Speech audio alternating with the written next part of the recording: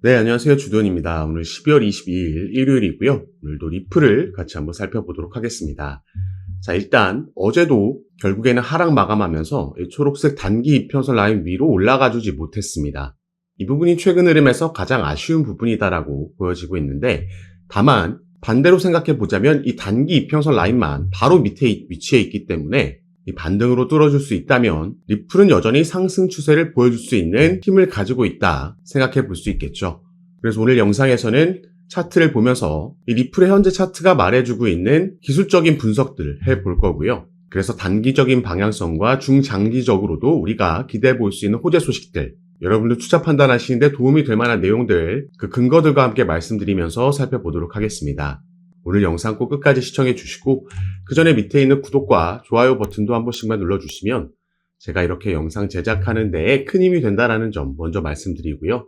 추가로 영상 밑에 더보기란 클릭하시면 제가 이렇게 링크를 두 가지 남겨놨습니다. 현재 여러분들께서 영상을 핸드폰으로 시청하고 계시다면 위에 있는 첫 번째 모바일 전용 링크 클릭하시면 되시고, 컴퓨터로 시청하고 계신 분들은 밑에 있는 PC 전용 링크를 클릭하시면 제가 운영하고 있는 무료 정보방에 입장하실 수 있으십니다. 들어오시면 오늘 영상에서 말씀드릴 내용들 뿐만 아니라 또 새롭게 나오는 뉴스들, 변수들 계속해서 나올 수 있겠죠.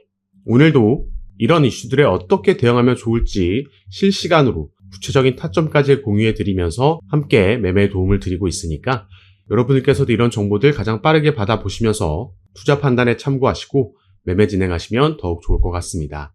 자, 그럼 다시 리플의 차트로 돌아와서 최근 보여주고 있는 흐름 살펴보도록 하죠. 기술적인 분석을 해볼 건데, 자, 일단 제가 이렇게 파란색 추세선을 만들어 놨습니다. 이건 제가 전에도 설명드렸던 불플래그 패턴이죠. 상승 깃발 패턴이라고 하고요. 깃대를 세워놓고 나서 처음에는 위아래로 변동성이 크게 나오다가 이 부분이 줄어들었죠. 이걸 연결했을 때 우리가 이런 삼각형 깃발 모양을 확인할 수가 있는 거고, 이걸 돌파하고 나서 통상적으로 상승력을 보여주기 때문에 우리가 이걸 상승 깃발 패턴이라고 부릅니다. 자, 리플 같은 경우에는 일단 여기는 돌파해 줬습니다. 이때 돌파해 줬는데 다시 조정이 나오면서 하락한 거죠. 다만 아직까지 다행인 점은 돌파한 이후에 캔들의 몸통이 다시 깃발 상단 밑으로 내려오지 않았다는 점, 이 위에서 움직여주고 있다는 게 되겠고, 때문에 조금의 반등으로 아까 말씀드렸듯이 초록색 단기 이평선 라인을 돌파해 준다면 우리가 확실한 상승력을 기대해 볼 수 있다는 거죠. 지금 보여주고 있는 차트의 흐름을 여러 가지로 또 다르게 해석할 수도 있는데, 자, 이런 컵앤헤드 패턴도 보이고 있습니다. 그래서 다시 이 라인까지, 고점 라인까지 올라와 준다면 이 부분도 마찬가지로 단기적인 상승력을 기대해 볼 수 있는 거고, 주요 저항 라인은 일단 대략 3,800원대로 볼 수 있겠죠. 이 부분을 뚫어줘야지 이 위에는 매물대가 많이 쌓여있지 않은 구간이기 때문에 이 구간에 진입하게 되면 빠르게 폭발적인 상승도 가능하다 보여주고 있습니다. 그래서 우리가 이 엘리엇 파동도 함께 언급을 해야겠죠. 엘리엇 파동 이론이라는 건 총 8개의 파동으로 구성된 한 사이클을 의미하고요. 이 8개의 파동들은 통상적으로 상승 5파와 하락 3파로 이루어져 있습니다. 그래서 상승 5파가 1, 2, 3, 4, 5 이렇게 나오고 그 이후에 하락 3파가 1, 2, 3 이렇게 나오는데, 지금 리플 같은 경우에는 1파와 2파를 맞췄다 볼 수 있겠고요. 3파에 진입하는 과정인 거죠. 그리고 통상적으로 이 상승 3파는 상승 1파와 추후에 나올 상승 5파보다 가장 강하고 길게 나오기 때문에 여기에 대한 기대감도 여전히 유효하다 볼 수 있겠습니다. 그래서 최근 리플은 이 엄청난 400%의 급등 이후에 조정받고 횡보하는 모양새를 가져가고 있지만, 그리고 그 횡보 기간이 우리의 바램보다는 조금 길어진다라고 느껴질 수 있지만, 여전히 이런 조정이 나올 때 리플의 최근 기사들을 살펴보시면 XRP의 고래들은 저점 매수 후에 반등을 주도하고 있다. 저가 매수에 나선 리플 고래들, 또 밑에도 마찬가지로 리플의 고래들은 산다. 그리고 고래들이 또 폭락장에서 110만 개를 매수했다. 계속해서 이런 기사를 찾아볼 수 있는 겁니다. 우리가 흔히 말하는 고래들, 대량으로 리플을 보유하고 있는 세력들은 이런 조정이 나왔을 때 오히려 이걸 저가 매수의 기회로 가져가고 있다는 거죠. 그래서 이 바이 더 딥이라는 이런 딥이 나왔을 때, 조정이 나왔을 때 여기서 매수세가 여전히 강한 걸 우리가 확인할 수 있다는 겁니다. 조정이 나왔을 때 매수를 한다는 건 추후 전망을 당연히 긍정적으로 보고 있다는 거고요. 여기서 바로 중장기적으로 봤을 때 리플은 투자자들의 신뢰를 얻고 있는 종목이라는 것도 확인할 수가 있는 거죠. 그리고 우리가 4시간 봉으로 달러 차트에서 리플의 차트를 살펴봐도 자, 리플의 XRP의 4시간 봉 차트인데요. 최근 이 급등 이후에 우리가 두 번의 바닥을 확인할 수가 있습니다. 이런 걸 우리가 쌍바닥 패턴이라고 하고 이것도 마찬가지로 긍정적인 차트 패턴으로 해석이 되죠. 그런데 여기에 추가로 밑에 있는 보라색 RSI 지표에서도 같은 쌍바닥 패턴이 형성이 됐다. 때문에 여전히 상승 모멘텀이 살아있다는 걸 우리가 여기서도 확인할 수 있는 거고요. 그래서 단기적인 흐름은 우리가 오늘의 일봉 마감이 어디서 되느냐 내일 아침에 확인할 수가 있겠죠. 일단 최근 횡보로 인해서 초록색 단기 이평선 라인도 각도가 많이 내려오면서 꺾였기 때문에 이 일봉 마감 위치에 따라서 다음 주 단기적인 방향성을 우리가 확인해 볼 수가 있겠습니다. 다만 우리가 이런 단기적인 그리고 또 기술적인 지표는 부가적인 지표다라고 생각을 해야겠죠. 이런 기술적인 흐름을 전혀 무시할 수는 없지만 항상 차트의 흐름은 예상 시나리오를 가져가는 거지 100% 이렇게 된다라고는 장담할 수 없는 겁니다. 이 단기 이평선 라인 위로 올라오고 마감해주면 상승할 가능성이 더 높다라고 얘기를 드리지만 결국에 차트는 위아래 50대 50의 확률을 가지고 움직일 수 있는 거죠. 그래서 더욱 중요한 게 이런 기술적인 부분보다는 이 상황적인 측면, 우리가 어떤 호재 소식을 기대해 볼 수 있는지 이런 부분을 파악하는 게 조금 더 중장기적인 관점에서는 우리가 타점을 잡는 데 도움이 될 수 있는 부분입니다. 그리고 리플은 바로 여기서 가장 기대해 볼 수 있는 호재 소식들이 있다라는 거죠. 그리고 그중에 첫 번째로는 트럼프 당선으로 인해서 암호화폐 기업들의 IPO 가능성이 커졌다라고 나와 있습니다. 자, 그리고 이 IPO에 대한 기대감은 이전부터도 계속해서 나왔죠. 일단 10월 달에도 리플의 CEO는 이런 얘기를 했습니다. 일단 당시에는 IPO는 우선순위가 아니다. 자, 대선 전이죠. 다만 리플의 CEO가 이런 발언을 했음에도 상장이 된다라면 XRP의 가격은 급등할 거다라는 전망은 사실 이전부터 나왔다라는 거죠. 자, 밑에 내용을 보시면요. 리플의 IPO 가능성에 대해 추측은 수년간 제기되어 왔습니다. 재작년에 갈링하우스는 리플이 향후 상장될 것이라고 자신감을 표명한 바 있으며 SEC와의 소송이 마무리된 이후에는 IPO를 검토하겠다라고 언급을 했죠. 그리고 여기에 대한 시장 기대감. 자, 월스트리트 출신 애널리스트 린다 존스는 리플이 만약 IPO를 추진한다면 주가가 $600까지 상승할 거라고 전망을 했습니다. 이 주가 같은 경우에는 리플랩스가 나스닥에 상장하고 나서 이 IPO를 한다라는 건 리플이 증권시장에 나스닥에 곧 상장한다라는 걸 의미하는 겁니다. 그렇게 되면 리플랩스의 주가가 $600 이상 갈 수 있다라는 거고, 또 다른 이 분석가는 리플사가 적절한 시기에 IPO를 추진한다면 최대 $35까지 상승할 수 있다라고 전망을 했죠. 그리고 사실 리플은 이 IPO를 작년부터 본격적으로 준비해 왔었습니다.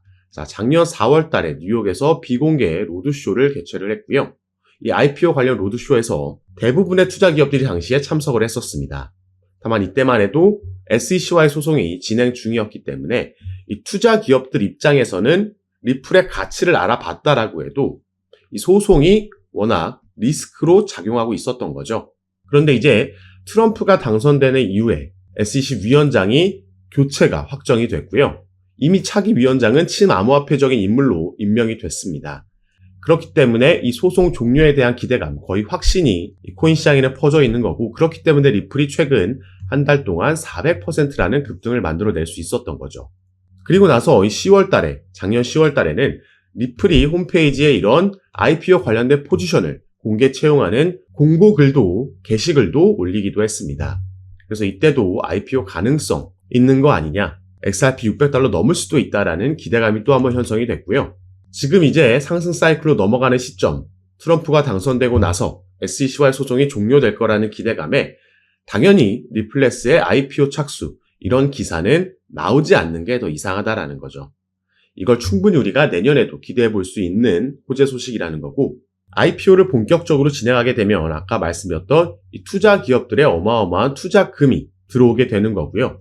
이건 당연히 리플 시세에 엄청난 호재로 상승 모멘텀으로 작용을 할 겁니다. 그래서 첫 번째로는 여기에 대한 기대감 우리가 가져볼 수 있겠고, 자, 또 한 가지는요. 제가 이 부분 전에 말씀을 드렸습니다. 자, QCP 캐피털의 공동 설립자인 다리우스 시트는요. 암호화폐 시장은 미 대선보다 블랙록의 역할이 더 중요하다라고 얘기를 했습니다.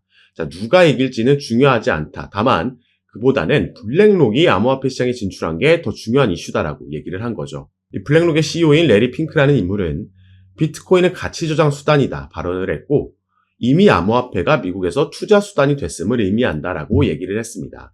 자, 바로 이 블랙록이 암호화폐를 주류화시킨 장본인이라고 나와 있죠.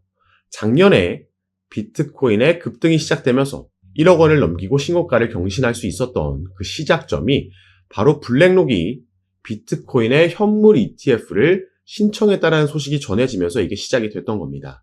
결국에 현물 ETF를 승인시켰고 바로 직후에는 이더리움의 현물 ETF까지 승인을 시켰죠.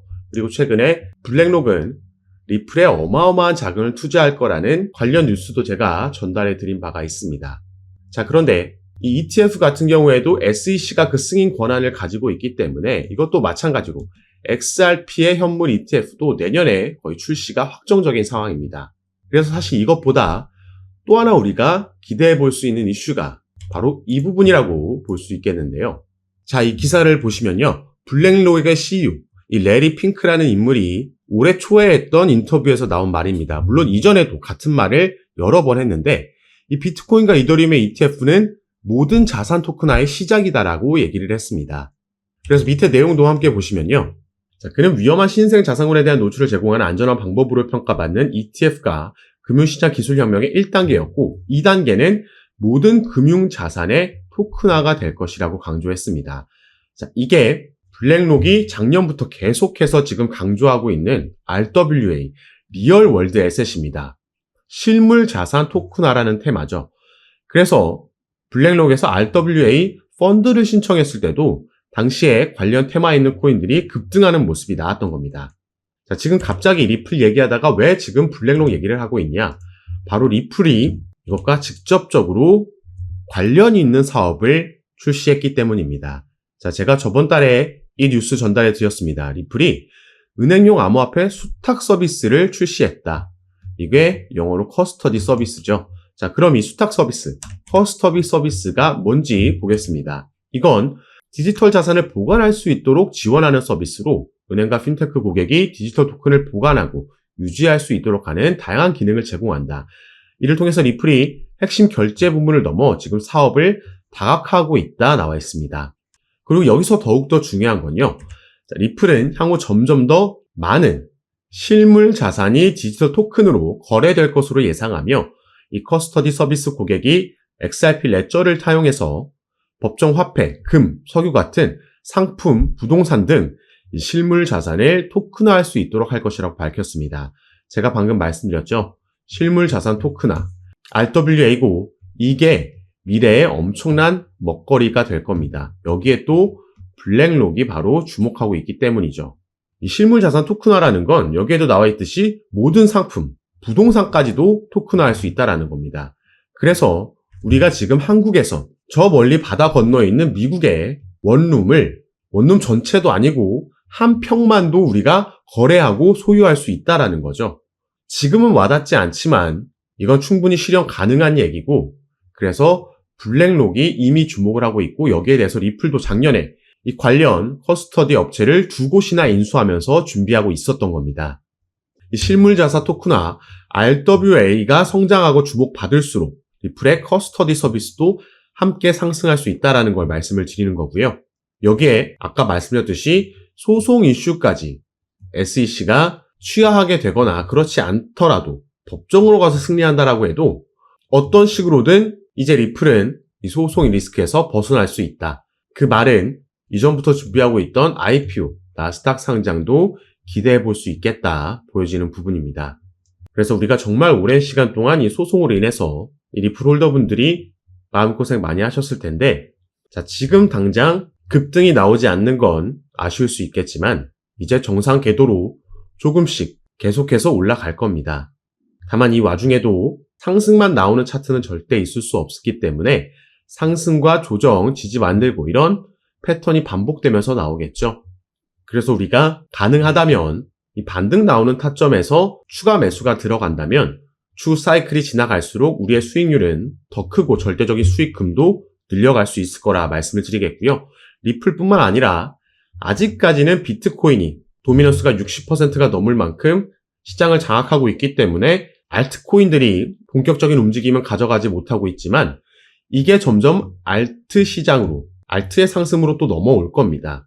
이 중에 또 우리가 리플 외에도 주목해 볼 만한 코인들이 여럿 있고요.